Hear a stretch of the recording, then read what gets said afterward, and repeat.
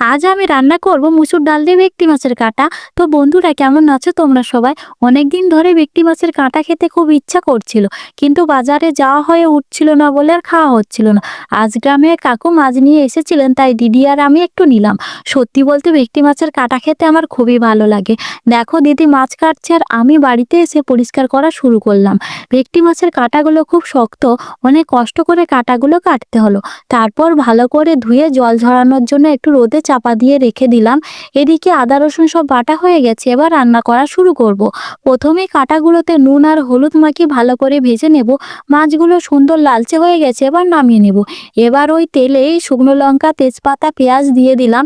তারপর টমেটো আর সমস্ত মশলা দিয়ে ভালো করে কষে নিলাম। মশলা কষানো হয়ে গেলে সেদ্ধ করা মুসুর ডাল দিয়ে আবার একটু কষে জল দিলাম। তারপর ঢাকনা দিয়ে কিছুক্ষণ জাল দিলাম। তো দেখো বন্ধুরা, আমার মসুর ডাল দিয়ে ভেটকি মাছের কাঁটা রান্না একদম কমপ্লিট। এবার একটু গরম মশলা দিয়ে নামিয়ে নিলাম। আমার রান্নাটা কেমন হয়েছে তো অবশ্যই কমেন্টে জানিও কিন্তু।